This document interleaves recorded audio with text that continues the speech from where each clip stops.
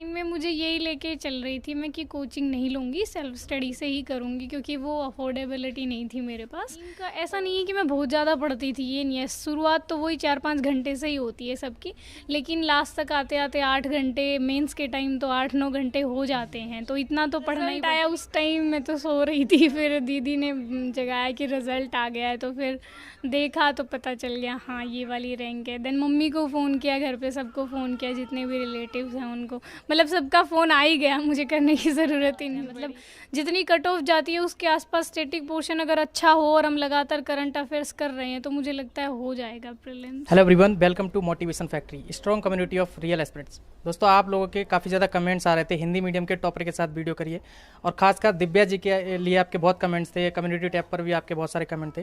तो आज फाइनली हम दिव्या जी से मिल रहे हैं, तो उनकी हम जर्नी जानेंगे, किस तरीके से उन्होंने तैयारी करी। और उनके बारे में अगर मैं बता दूं तो फर्स्ट अटैम्प्ट में उन्होंने यूपीएससी क्लियर किया है, 438 उनकी रैंक है। और उनका हम्बल बैकग्राउंड था, बिल्कुल अभी उनके घर पे भी होकर आ रहे थे, बिल्कुल नॉर्मल परिवार जो होता है उसी तरीके से। तो उनकी माताजी से भी मैं मिला था, काफ़ी अच्छा लगा उनसे मिलकर। तो आज इनसे हम जर्नी उनकी जानेंगे, किस तरीके से तैयारी करी, क्या स्ट्रेटजी उनकी थी, क्या बुक्स फॉलो करी, कोचिंग लिया या नहीं लिया, हिंदी मीडियम के लिए खासकर क्या स्ट्रेटजी होनी चाहिए। तो ये सारी डिटेल इस वीडियो में कवर करेंगे। चैनल पर नए हो चैनल को सब्सक्राइब कर लेना, वीडियो पसंद आए वीडियो को लाइक करना। आप सभी लोगों के जो भी क्वेरीज होते हैं आप उन्हें डायरेक्ट इंस्टाग्राम पर मैसेज करके पूछ सकते हो। तो दिव्या जी, सबसे पहले तो बहुत बहुत बधाई आपको, आपके पूरे परिवार को, आपके चाहने वालों को। Thank you, thank you. तो आप अपनी जर्नी को थोड़ा शुरुआत से बताइए कि किस तरीके से आपने यूपीएससी की जर्नी की शुरुआत करी। उससे पहले आप अपना एजुकेशन बैकग्राउंड बताइए, कहाँ से शुरुआती पढ़ाई लिखाई हुई। प्राइमरी स्कूलिंग तो मैंने यहीं गांव से की है। उसके बाद मेरा नवोदय में सिलेक्शन हो गया था, 12th तक मैंने वहाँ पढ़ाई की है। उसके बाद मैंने अपनी ग्रेजुएशन यहीं गवर्नमेंट पीजी कॉलेज से की है, महेंद्रगढ़ से। और स्टार्टिंग प्रिपरेशन मैंने अपनी ग्रेजुएशन के बाद की थी, लगभग 1-1.5 साल, और फिर उसके बाद यूपीएससी का अटैम्प्ट दिया है। ओके, आप बिल्कुल हम्बल बैकग्राउंड से, जैसा कि मैं अभी देख कर आ रहा था, उतनी सुख सुविधाएं नहीं हैं जो यूजुअली होती हैं एस्पिरेंट्स के पास। आपके माताजी भी शायद कुछ काम करके आपने पढ़ाया लिखाया, तो उसके बारे में थोड़ा बताइए। फाइनेंशियल कैसे मैनेज हुए और शुरुआती जर्नी कैसी रही। शुरुआत में जब कोई एस्पिरेंट तैयारी की सोचता है तो पहले पैसा सामने आता है कि कोचिंग लेना पड़ेगा, लाखों का खर्चा होगा, दिल्ली जाना पड़ेगा, तो शुरुआत कैसे हो उसको थोड़ा बताइए आप। माइंड में मुझे यही लेके चल रही थी मैं कि कोचिंग नहीं लूँगी, सेल्फ स्टडी से ही करूँगी क्योंकि वो अफोर्डेबिलिटी नहीं थी मेरे पास। और मम्मी ने सपोर्ट किया है फाइनेंशियल, मैंने भी क्लासेस भी ज्वाइन की, मतलब स्कूल में पढ़ाया और ट्यूशन भी किया, इन सब से ही बस हो गया, मम्मी ने किया, आई डोंट नो।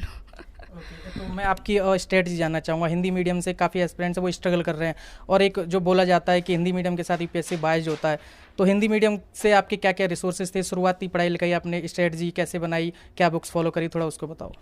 मुझे ऐसा नहीं लगता कि यूपीएससी में कहीं भी बायसनेस है मीडियम को लेके, और हिंदी मीडियम से इस बार तो काफ़ी अच्छा रिजल्ट भी आया है।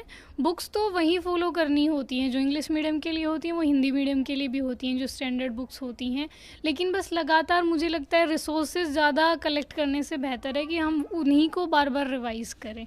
तो रिवीजन मुझे लगता है जो सबसे इम्पोर्टेंट फैक्टर है, मतलब प्रिपरेशन में। ओके, तो जैसे कोचिंग अगर आपने नहीं लिया तो कोचिंग बिना लिए बहुत गाइडेंस की ज़रूरत होती है, ऐसा बिना लिए कोचिंग ऐसे कैसे गाइडेंस आपको मिला। शुरुआती आपने यूट्यूब से देखा, कहाँ से देखा। हाँ, शुरुआत में तो यूट्यूब से ही देखा, एनसीईआरटीज़ पढ़ी, देन स्टैंडर्ड बुक्स जो टॉपर्स ने रिकमेंड करी, और उसके बाद प्रीलिम्स तो मैंने अपना सेल्फ स्टडी से यूट्यूब से और गूगल से जो भी साइट्स होती हैं उनसे किया। और उसके बाद दृष्टि का मेंटरशिप प्रोग्राम होता है मेंस के लिए, तो मैंने वहाँ ज्वाइन कर लिया था। तो टेस्ट सीरीज़ वहाँ की ज्वाइन की, वहाँ पे मुझे लगा बहुत हेल्प हुई, मतलब आंसर राइटिंग में। देन इंटरव्यू के लिए तो मॉक इंटरव्यूज़ दिए ही हैं। ओके, तैयारी कहाँ पर आपने करी रह के। प्रीलिम्स से पहले तो मैं यहीं घर थी, देन प्रीलिम्स का जब रिज़ल्ट आया तो मैं 2 महीने के लिए मेंस लिखने के लिए दिल्ली गई थी, वहाँ पे लाइब्रेरी ज्वाइन की थी दृष्टि की, और वहाँ से मेंस दिया था। ओके, यूपीएससी के लिए मोटिवेशन की बहुत ज़रूरत पड़ती है इस जर्नी में। इंस्पिरेशन कोई ना कोई आपकी होगी, तो वो मोटिवेशन वो पावर कहाँ से आती थी कि मुझे अच्छे से तैयारी करना और आईएएस आईपीएस जो आपको पोस्ट जो भी मिले वो हासिल करनी है, तो वो शुरुआती मोटिवेशन कहाँ से आता था। मतलब मोटिवेशन के लिए वो तो है ही, अगर हमने गोल बना लिया है तो मतलब पहुंचना है तो वहाँ तक, तो बस पेरेंट्स को दिमाग में रखना है कि हाँ उनको प्राउड फील करवाना है, तो इसलिए सिलेक्शन लेना ही है, तो वो मोटिवेशन तो रहता ही है अंदर लगातार। हाँ, बीच बीच में ऐसा लगता है कभी कभी कि बहुत मतलब स्ट्रेस वाली चीज़ें हो गई, लेकिन वो सभी के साथ होता है, मतलब हमें लगातार खुद को ही मोटिवेट करके रखना पड़ता है।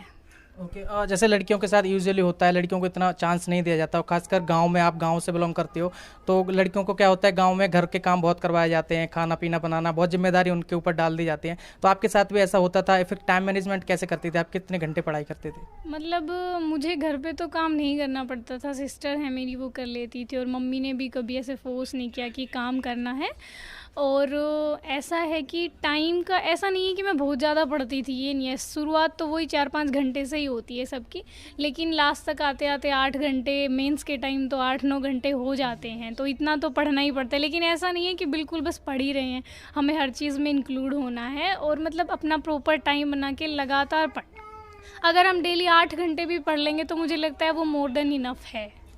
अभी अगर स्पेसिफिक प्रीलिम्स की बात करी जाए, तो प्रीलिम्स जैसे कल प्रीलिम्स होने वाला है, आप भी प्रीलिम्स देने जा रहे हैं, और तो उसके लिए आपने जो टाइम दिया उसके लिए बहुत बहुत धन्यवाद। तो प्रीलिम्स के लिए किस तरीके की स्ट्रेटजी थी आपकी? प्रीलिम्स के लिए मेरा यही था कि मैं जितना भी पढूं उसको रिवाइज़ करूं, ज़्यादा रिसोर्सेज कलेक्ट ना करूं, और मतलब सिर्फ करंट अफेयर्स पे फोकस ना रहूं, क्योंकि ऐसा नहीं है कि करंट अफेयर्स ही सारा आता है। मुझे ऐसा लगता है स्टैटिक पोर्शन भी बहुत ज़्यादा आता है, मतलब जितनी कट ऑफ जाती है उसके आसपास स्टैटिक पोर्शन अगर अच्छा हो और हम लगातार करंट अफेयर्स कर रहे हैं तो मुझे लगता है हो जाएगा प्रीलिम्स। ओके अभी आपका 2 मिनट और लेंगे। जैसे लड़कियों के लिए बहुत परेशानी आती है, बहुत सारी लड़कियां हमारे चैनल से जुड़ी हुई हैं, कमेंट्स आते हैं कि उनके घर वाले सपोर्ट नहीं कर रहे हैं और वो तैयारी करना चाहते हैं, तो उन लड़कियों के लिए आपके क्या मैसेज होंगे? मैं यही कहूँगी, पेरेंट्स को बताइए कि हम भी कर सकते हैं, जो काम लड़के कर सकते हैं वो हम भी कर सकते हैं। आपकी रिस्पॉन्सिबिलिटीज़ उठाना और मतलब सफलता लेके और आपको प्राउड फील करवाना, तो मुझे लगता है कि पेरेंट्स मान जाएंगे। अब तो अवेयरनेस इतनी ज़्यादा हो रही है, तो मुझे नहीं लगता अब पेरेंट्स ऐसे बोलेंगे। अगर लड़कियाँ मतलब वो अगर प्रॉपर डेडिकेशन के साथ ये कहें कि हाँ हम मतलब तैयारी पूरी मेहनत से करेंगे। ओके अभी जिस उम्र में आपने यूपीएससी क्रैक किया, आप आईपीएस बनेंगी, और अभी इस उम्र में ज़्यादातर लड़के लड़कियां रील्स में लगे हुए हैं, इंस्टाग्राम पर टाइम वेस्ट कर रहे हैं, अपना यूट्यूब पर टाइम वेस्ट कर रहे हैं, तो सोशल मीडिया को आपने किस तरीके से यूज़ किया? डिस्ट्रैक्शन आपको सोशल मीडिया से हुआ या नहीं हुआ, या फिर फ़ायदे हुए उसके? नहीं, मैं एक्चुअली सोशल मीडिया ज़्यादा यूज़ नहीं करती थी, मीन्स इंस्टा नहीं चलाती थी, बस व्हाट्सअप और वो भी यूज़फुलनेस के लिए। और यूट्यूब भी मैंने अपनी पढ़ाई के लिए यूज़ किया, लेकिन ऐसा भी नहीं है कि मैं बिल्कुल कटी गई थी सोशल मीडिया से। वो तो होता ही है, जब इतना पढ़ते हैं तो बीच में 10-15 मिनट के लिए तो हम भी कॉमेडी देखना या अपना टाइम वो करते थे, तो उसमें कोई प्रॉब्लम नहीं है, लेकिन बस पढ़ाई होती रहे साथ साथ में। ओके फाइनल क्वेश्चन पूछूंगा। जब आपका रिजल्ट आया तो सबसे पहले आपको किस टाइम पे पता चला, और सबसे पहले किसको बताया, और क्या माहौल था उसके बाद घर का? रिज़ल्ट आया उस टाइम मैं तो सो रही थी, फिर दीदी ने जगाया कि रिज़ल्ट आ गया है, तो फिर देखा तो पता चल गया हाँ ये वाली रैंक है। देन मम्मी को फ़ोन किया, घर पे सबको फ़ोन किया, जितने भी रिलेटिव्स हैं उनको, मतलब सबका फ़ोन आ ही गया, मुझे करने की ज़रूरत ही नहीं पड़ी। और सब खुश तो हैं ही, रिज़ल्ट के बाद खुश तो होंगे ही ऑब्वियसली सी बात। एक क्वेश्चन और पूछूंगा आपसे, जो नए एस्पिरेंट्स इस तैयारी में आना चाहते हैं उनके लिए आपके फाइनल मैसेज क्या होंगे? मैं यही कहूँगी, बस थोड़ा पेशेंस रखिए और लगातार मेहनत करिए, क्योंकि मेहनत और पेशेंस बस 2 ही चीज़ें ज़रूरी हैं, और आज नहीं तो कल सफलता मिल ही जाएगी। थैंक यू सो मच, और वंस अगेन आपको फिर से कॉन्ग्रेचुलेसन, ऐसे ही सफलता को आप चूमते रहो। Thank you so much. I hope दोस्तों आपने जो लगातार कमेंट्स करे थे हिंदी मीडियम टॉपर के साथ आप वीडियो करिए, तो आज फाइनली चैनल पर आ ही गया है। अगर वीडियो पसंद आया हो तो वीडियो को लाइक करना, चैनल पर नए हो चैनल को सब्सक्राइब कर लेना। लगातार मैं आपको बोलता हूँ, आपके जो भी क्वेरीज होते हैं आप मुझे डायरेक्ट इंस्टाग्राम पर मैसेज कर सकते हो, लिंक डिस्क्रिप्शन में मिलेगा। चलिए दोस्तों, bye bye and take care.